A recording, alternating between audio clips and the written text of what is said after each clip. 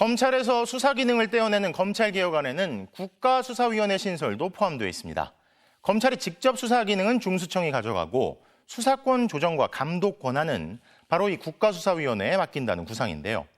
다만 신설 방안을 놓고 야당은 물론 정부 여당에서도 조금씩 이견이 나오고 있는데 새 정부의 목표인 검찰개혁을 성공적으로 완수하기 위해서는 어떤 점을 놓치지 말아야 할지 손구민 기자가 취재했습니다. 지난해 수사가 종결된 형사사건들의 평균 처리 기간은 312.7일, 5년 사이에 2배 이상 늘어났습니다. 형사사건 피해자들이 법의 구제를 받기 위해 기다려야 하는 시간이 그만큼 더 길어진 겁니다. 중대범죄수사청도 신설돼 수사기관 간의 사건을 미루는 일이 벌어진다면 처리 기간은 더 늘어날 수 있습니다. 그래서 논의되고 있는 게 국가수사위원회의 신설입니다.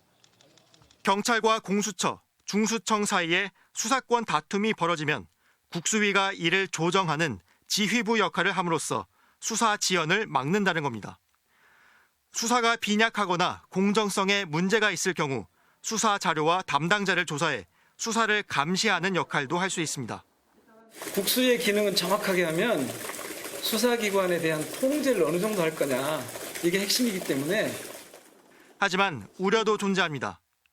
국가수사위 위원회 추천은 대통령과 국회가 각각 4명, 별도 추천위원회가 3명으로 정부 여당의 영향력이 커 정권에 따라서 부당한 수사 개입이 일어날 수 있다는 겁니다.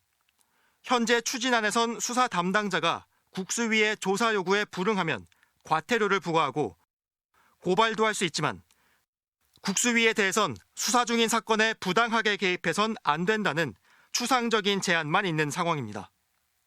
국수위의 실효성에 대해서도 정부 여당 안에서조차 우려의 목소리가 나옵니다.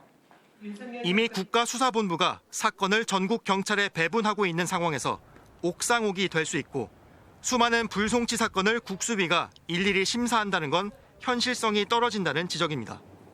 국수위가 불송치 사건에 대한 이의를 담당하게 되어 있는데 4만 건 이상이 됩니다.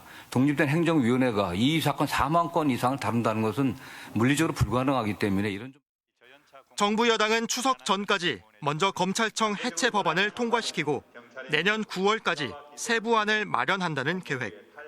권한을 독점하며 정치 수사를 반복해온 검찰의 개혁 목적을 달성하기 위해선 부작용을 줄일 수 있는 치밀한 준비가 필요해 보입니다. MBC 뉴스 손구민입니다.